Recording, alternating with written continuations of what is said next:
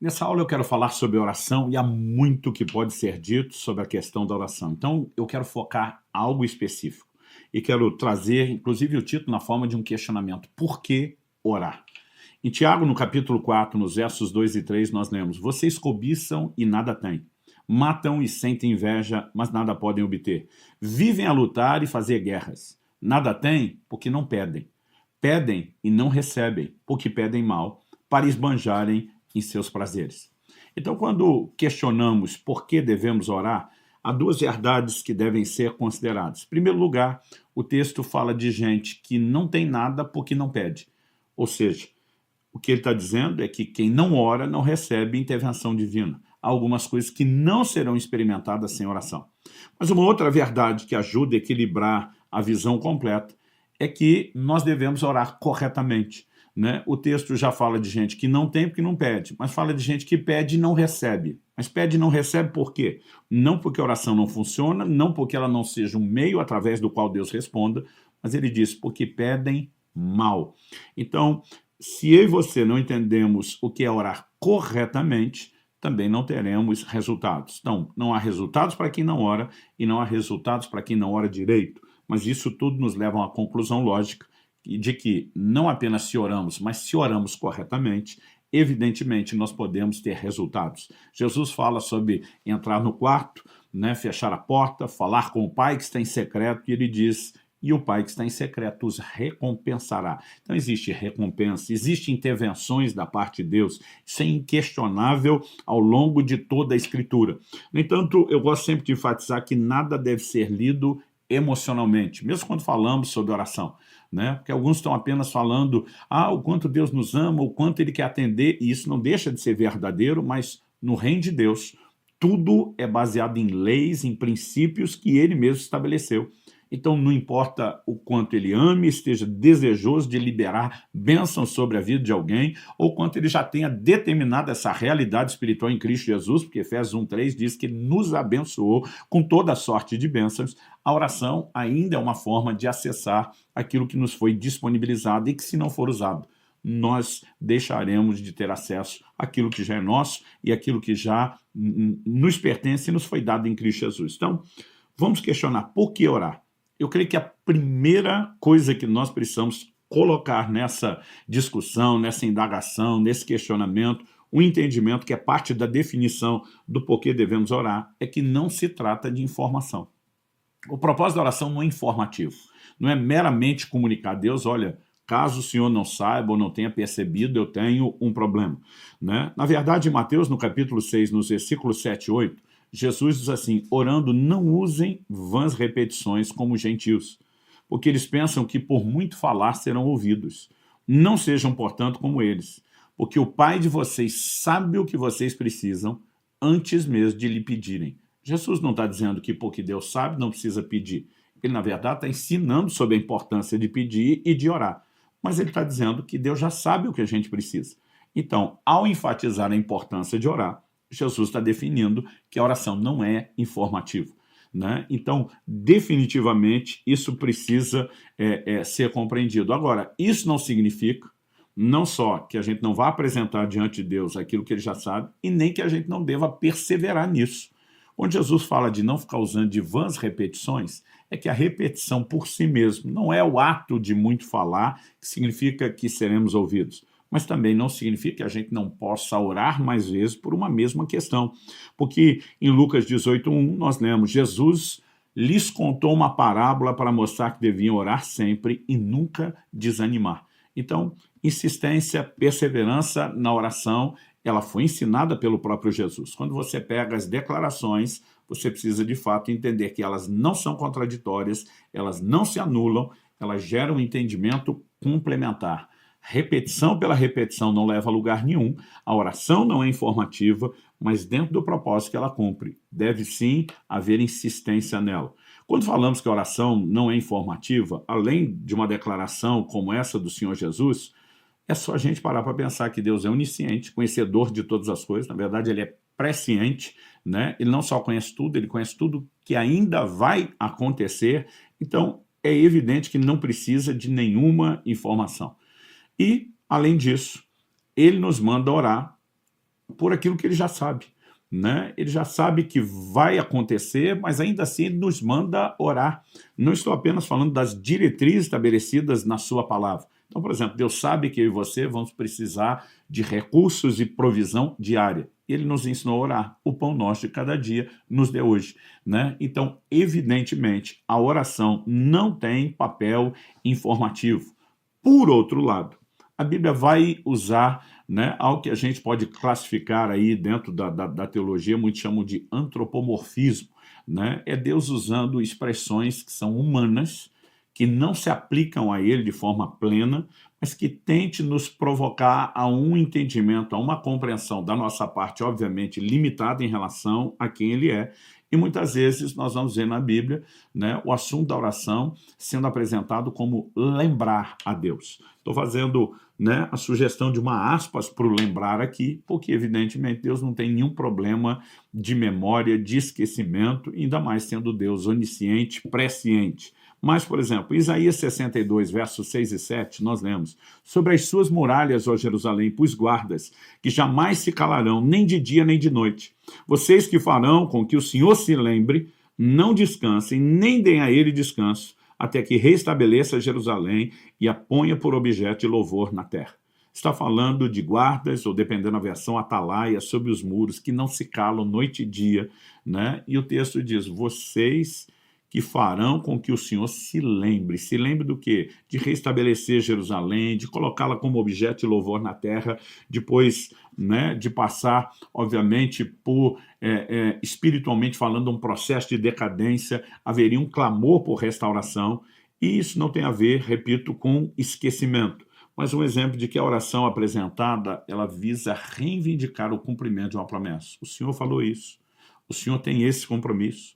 O Senhor prometeu dessa forma. Nós estamos aqui vindo reivindicar não a nossa vontade. Nós estamos lembrando o Senhor daquilo que o Senhor mesmo falou. E há vários textos que eles têm exatamente esse desenho. Gênesis 19, 29 diz assim: assim, quando destruiu as cidades da campina, Deus se lembrou de Abraão e tirou Ló do meio da destruição, quando subverteu as cidades em que Ló tinha morado. Deus se lembrou, né? Estamos falando de poucos instantes, um ocorrido que se deu poucos instantes depois da oração. Não quer dizer que deu um lapso de memória, né? Em Deus, daqui a pouco, ele recuperou. Deus se lembrou, eu vou levar isso em conta.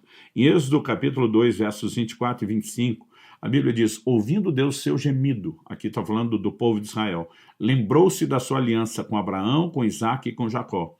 Viu Deus os filhos de Israel e atentou para a sua condição, né? Eles estão gemendo, clamando, e a Bíblia diz que Deus ouviu o gemido, ouviu essa oração dolorosa no meio de um momento de dor e aflição e se lembrou da sua aliança, né? Em Êxodo, no capítulo 32, né, nós vemos numa oração de Moisés se posicionando para interceder diante de Deus, quando, depois do episódio do bezerro de ouro, Deus fala de destruir o povo.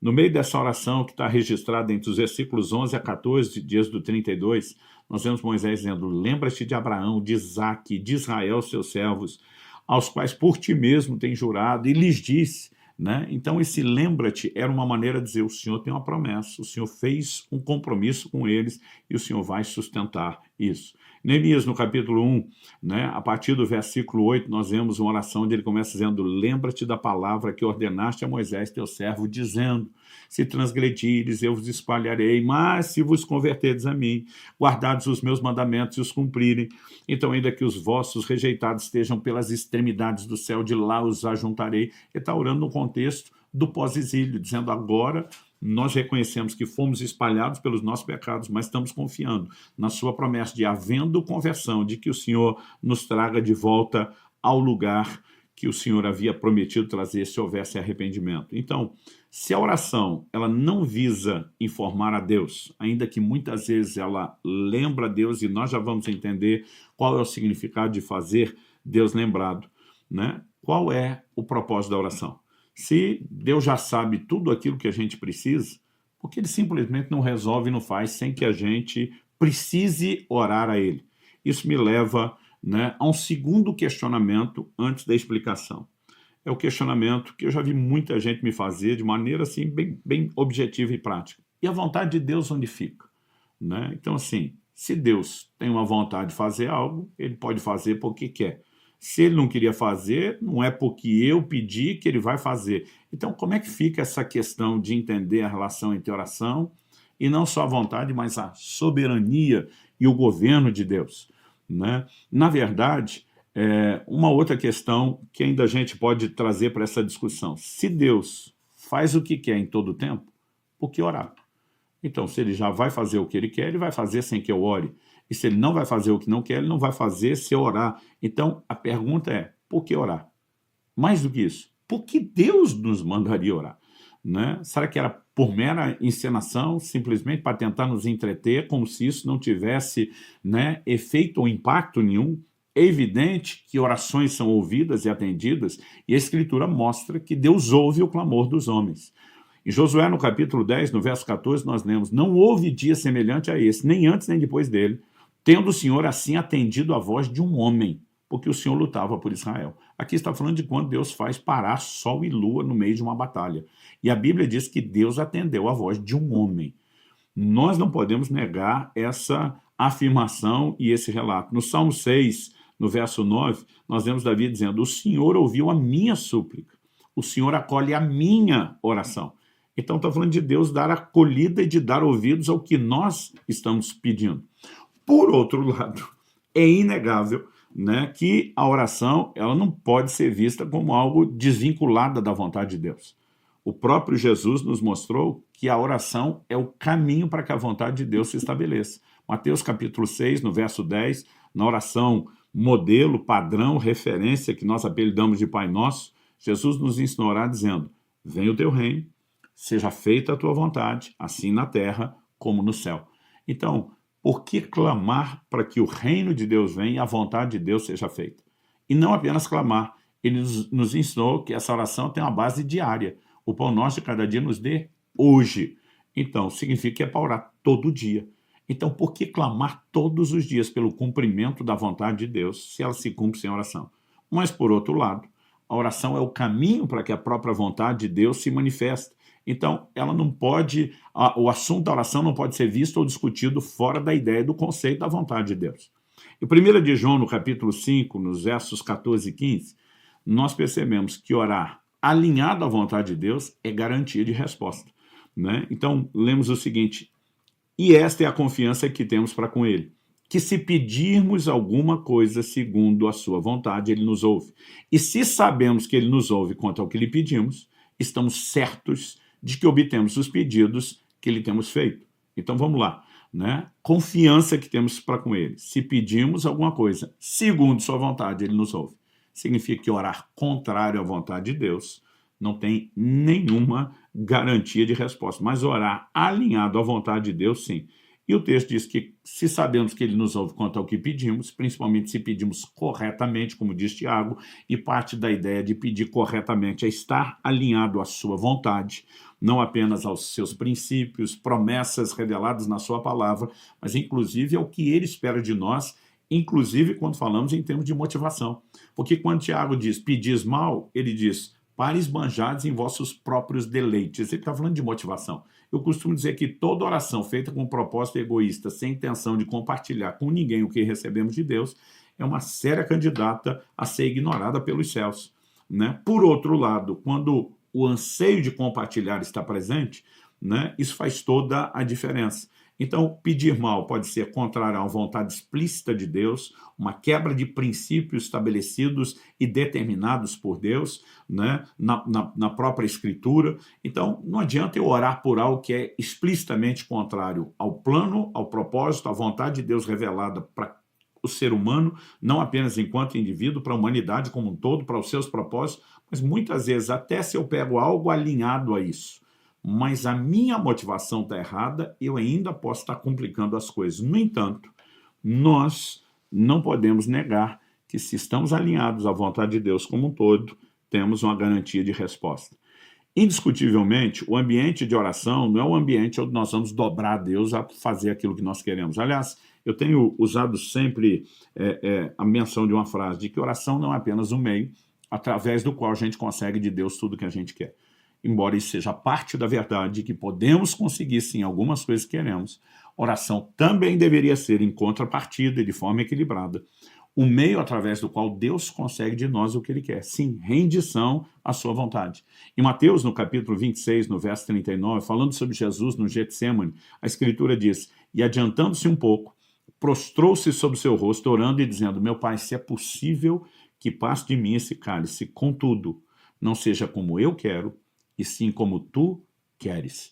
Né? Claramente ele está apresentando, olha, o meu desejo nesse momento é esse, mas eu não quero batalhar pela minha vontade. Jesus está falando enquanto ser humano. Ele está dizendo, eu oro para que a tua vontade seja feita. Então, a oração também tem que ser vista dessa forma. Né? Por quê?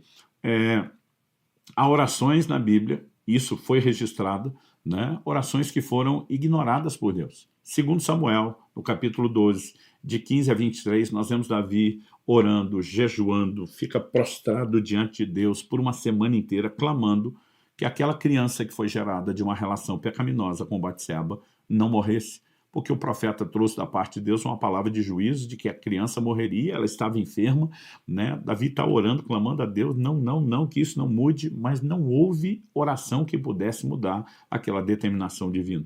Aliás, Provérbios 28, 9 diz assim, quem desvia os ouvidos de ouvir a lei, até a sua oração será abominável. Então, a Bíblia está falando de gente que deliberadamente não quer ouvir a lei, quebra de princípio, pecado, e que a oração é considerada abominável. Ou seja, nós não podemos simplesmente achar que a oração é um meio de obrigar Deus a fazer aquilo que queremos. Por outro lado, né, nós também vemos que a oração é uma forma de se render à vontade de Deus, de clamar pelo cumprimento da vontade de Deus. E como a gente consegue entender exatamente como a oração se relaciona com a vontade de Deus. Olhando para todos esses textos e princípios, a gente reconhece que a vontade de Deus, a vontade divina, sem oração, pode não se cumprir. Né? Tem coisas que Deus quer fazer e Ele nos manda orar. E daqui a pouco eu vou falar de alguns, né, exemplos bíblicos sobre isso. Então, a vontade de Deus sem oração pode não se cumprir. Então, a Bíblia diz que Deus sabe o que a gente precisa. A Bíblia nos mostra a sua clara intenção de cuidar de nós e de nos abençoar. Né? Jesus sinaliza isso quando diz que a gente não tem necessidade de andar ansioso por coisa alguma, que o Pai cuida de nós. Mas Ele nos mandou orar e pedir o pão e a provisão diária. Isso significa o quê? O Deus que nos ama, que quer o nosso cuidado, Ele espera que a gente ore para que Ele possa fazer aquilo que Ele queria fazer, que Ele possa fazer isso por meio da oração. Então a vontade divina sem oração pode não se cumprir. Por outro lado, a oração fora da vontade divina não será atendida. Então uma coisa depende da outra. O que significa que eu e você precisamos entender que há alguns aspectos da vontade de Deus que são amplos e genéricos, né? De ouvir o clamor de um homem, de atender um homem, de promover intervenções sobrenaturais, não só que supram a necessidade do ser humano, mas contribuam para o avanço do reino de Deus como um todo. Isso não significa que ele vai parar o sol para todo mundo. Talvez para alguns que têm a ousadia de, dentro da compreensão da vontade de Deus, entender isso se encaixa aqui, e eu vou ter o bom senso de orar alinhado àquilo que é a vontade de Deus, que não afere, mas que não aconteceria se não houvesse uma ousadia de fé para clamar por algo específico. Então, há um lugar onde a gente consegue, de fato, equilibrar todas as coisas, entendendo que a vontade de Deus é revelada de uma forma abrangente, muitas vezes até genérica, e que há detalhes de intervenções específicas sobre o que vamos clamar, que estão dentro do escopo da vontade geral de Deus, que podem ser experimentadas apenas para indivíduos que de fato acreditaram nisso. Então, quando a gente questiona por que orar, a gente também precisa, em terceiro e último lugar, eu quero apresentar isso, entender aquilo que eu quero apresentar como uma questão legal. Então, por que devemos orar para que a vontade de Deus se cumpra? Por exemplo, o apóstolo Paulo traz uma orientação sobre o peso e a importância da oração, quando em 1 Timóteo, primeira carta de Paulo a Timóteo, no capítulo 2, ele começa dizendo, a partir do verso 1, ante tudo peço que se façam súplicas, orações, intercessões e ações de graças em favor de todas as pessoas. Quando ele diz antes de tudo, ele está dizendo, gente, antes de preocupar com qualquer outra coisa, preocupa o coração. Ele está falando de algo que é prioritário e vital. Aí ele continua e diz, ore em favor dos reis e de todos os que exercem autoridade, para que vivamos vida mansa e tranquila, com toda a piedade e respeito. Isso é bom e aceitável diante de Deus, nosso Salvador, que deseja que todos sejam salvos e cheguem ao pleno conhecimento da verdade. O Deus que deseja que todos sejam salvos nos manda orar por todas as pessoas, inclusive aqueles que nos perseguem, né? Ou seja, nós devemos orar pela salvação das pessoas.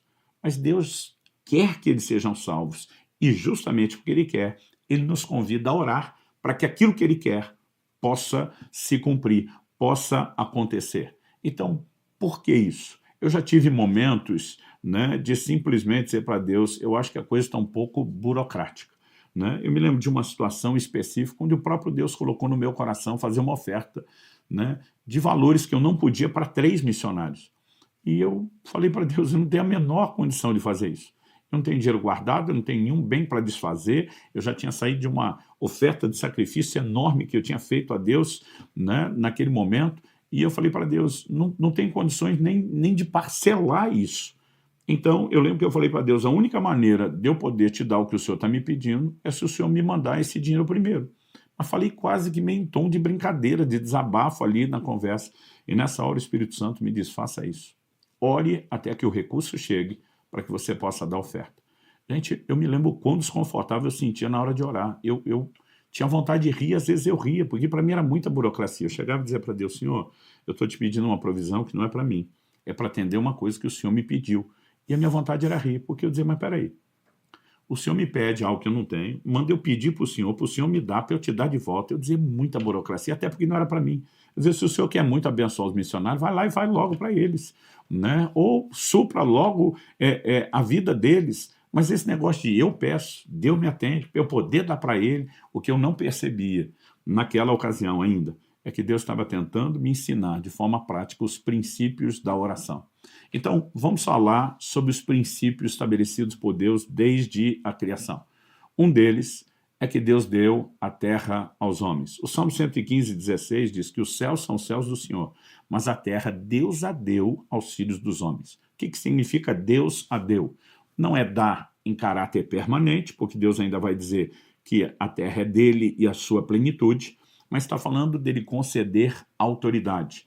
Quando nós olhamos para o Salmo 8, né, que resume tudo aquilo que nós lemos no livro de Gênesis sobre o propósito da criação, o Salmo 8, a partir do verso 4, diz assim, que é o homem para que dele te lembres, e o filho do homem para que o visites, fizeste, no entanto, por um pouco menor do que Deus, de glória e de honra o coroaste. Deste-lhe domínio sobre as obras da tua mão, e sobre seus pés tudo lhe puseste, ovelhas, bois, todos, também os animais do campo, as aves do céu, os peixes do mar, tudo que percorre as veredas dos mares. Aqui o deste domínio, Deus está dizendo, não estou entregando a propriedade em caráter permanente, mas estou dando autoridade de governo. Estou concedendo um certo domínio a vocês, né? Uma jurisdição, uma autoridade durante tempo específico. Por que eu e você precisamos compreender isso? Né? Porque se Deus entregou a autoridade da terra ao homem, ele, de fato, vai olhar para o homem e dizer, eu respeito a autoridade que eu, na minha grandeza e soberania, decidi entregar a você. Né? Então, vamos tentar entender um pouco mais. Quando, em Lucas, no capítulo 4, nos versos 5 e 6, na tentação, né, Satanás diz para Jesus, mostra os reinos e a glória do mundo, e diz, tudo isto te darei, se prostrado me adorares. Ele termina dizendo assim, porque me foi entregue, eu dou a quem quiser. Você não vai ver Jesus questionando, mentira, não te foi entregue coisa nenhuma. Jesus simplesmente diz, não vou me curvar, até porque Jesus ia tomar o que foi entregue a Satanás por meio, né, de toda a sua obra redentora, sem precisar se curvar diante do inimigo. Mas ele não questiona isso, dizendo, isso é mentira, não te foi dado. Agora a pergunta, foi dado por quem? Deus entregou de mão beijada a terra nas mãos de Satanás? Não, a Bíblia diz que Deus deu na mão do homem. O homem acabou entregando na mão de Satanás, porque 2 de Pedro 2,19 diz que quem é vencido em algo se torna escravo daquele que o vence.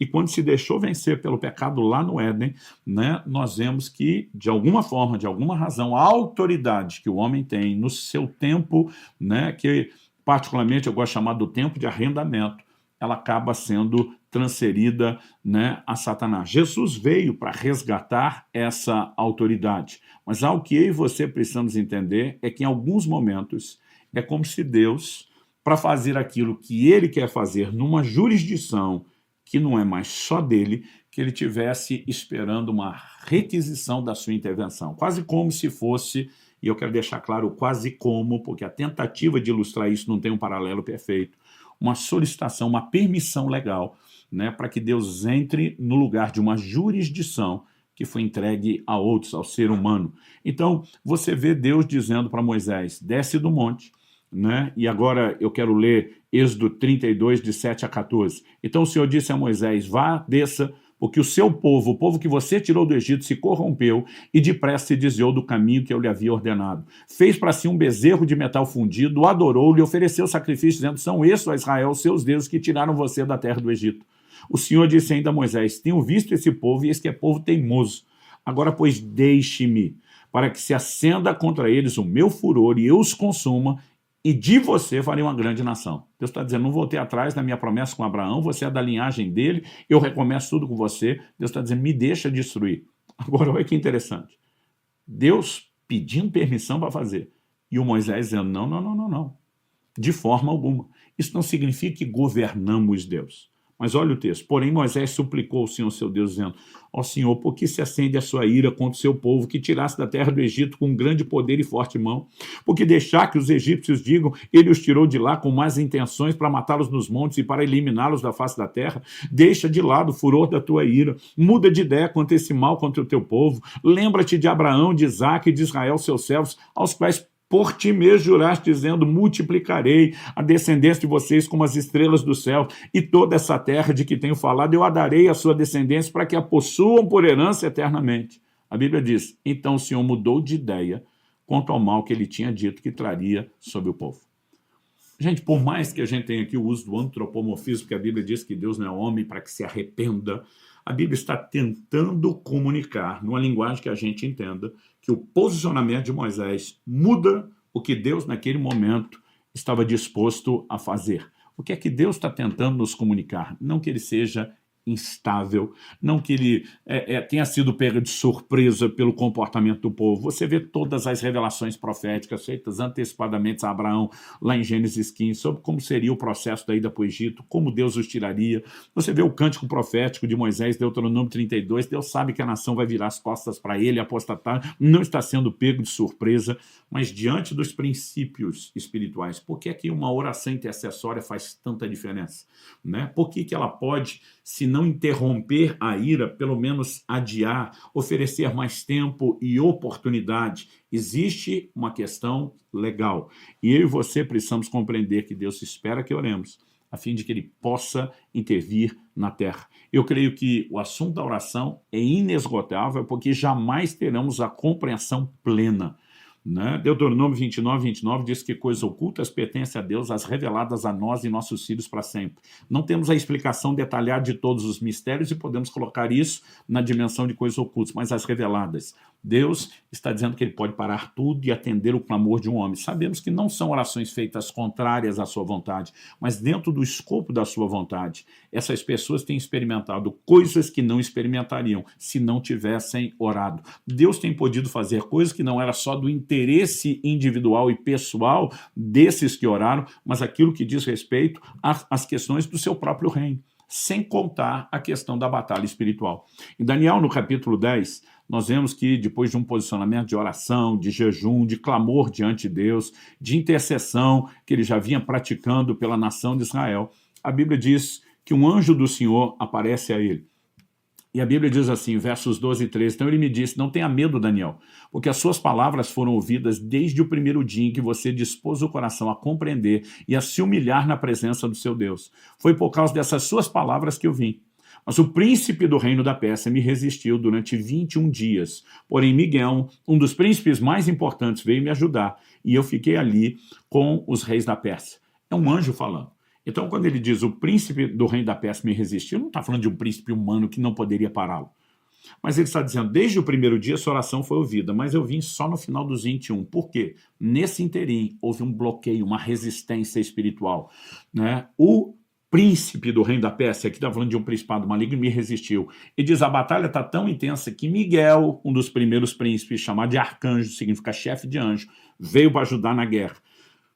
O anjo está dizendo, eu furei o bloqueio para chegar em você, mas agora, quando voltar, eu volto para a mesma batalha. Olha, por exemplo, o verso 20 de Daniel 10.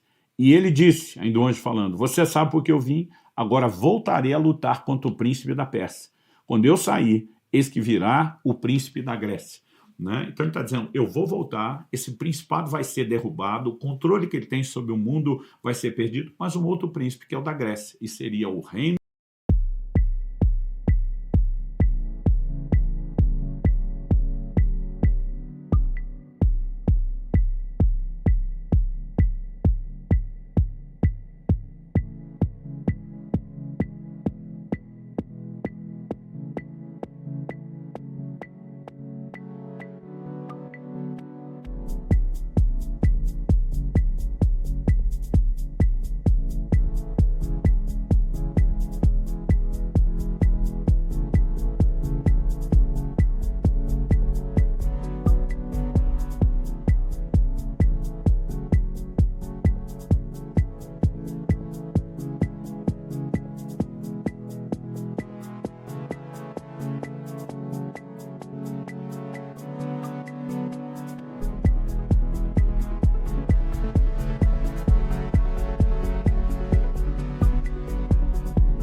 que assumiria o governo mundial, né? Vai assumir o lugar dele. Existe mais sobre essa batalha espiritual do que entendemos. E quando Paulo diz que nossa luta não é contra a carne e o sangue, como era, né, as guerras do povo de Deus no Antigo Testamento, ele diz, mas contra principados e potestades. Ele mostra que para essa batalha a gente precisa usar toda a armadura de Deus, mas depois de falar do uso da armadura, ele vai falar com toda a oração e súplica. A oração não é arma, a oração é a guerra. Nessa guerra entre a vontade de Deus se cumprir e o reino das trevas, a oração entra como um elemento que permite que a vontade de Deus se estabeleça. Ela é meio, né, que uma espécie de reivindicação para uma intervenção divina numa jurisdição que foi confiada ao homem, parte da autoridade perdida ao inimigo, ainda por isso temos briga, porque isso não se resolveu completamente, mas que permite Deus, antes desse prazo de arrendamento terminar e do julgamento final de Satanás acontecer, permite Deus já intervir de forma antecipada, agindo na terra. Há mais do que podemos entender, mas de fato, se nos entregarmos à oração, viveremos e provaremos intervenções extraordinárias de Deus. Eu encerro citando 1 de Pedro 3:12.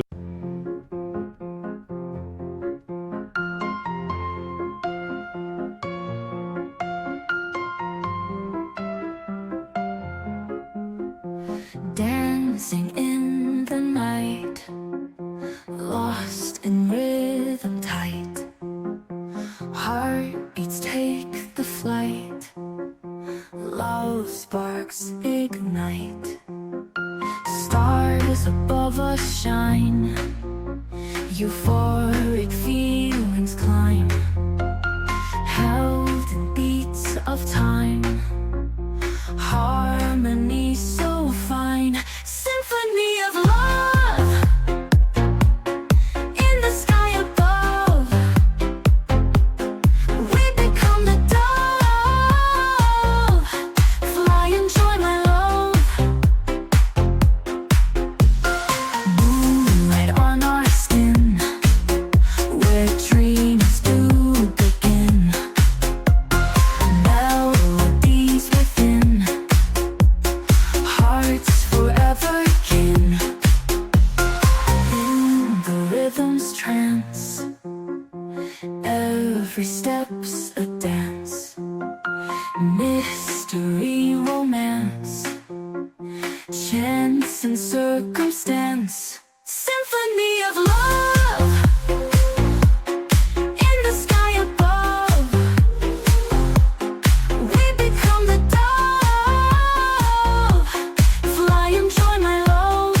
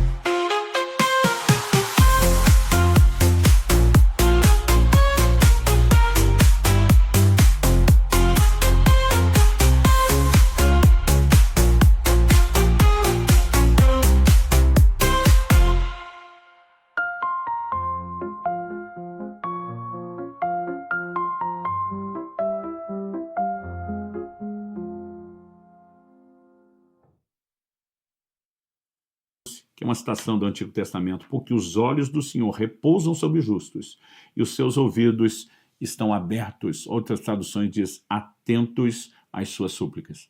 A vontade divina sem oração pode não se cumprir. A oração fora da vontade divina não será atendida. Mas a mescla de entendimento do que Deus quer fazer com um posicionamento ousado, inclusive de muitas vezes escolher detalhes que Deus não revelou dentro da sua vontade geral, pode nos levar a vivenciar grandes milagres e intervenções. Que isso te ajude a investir mais na sua vida de oração.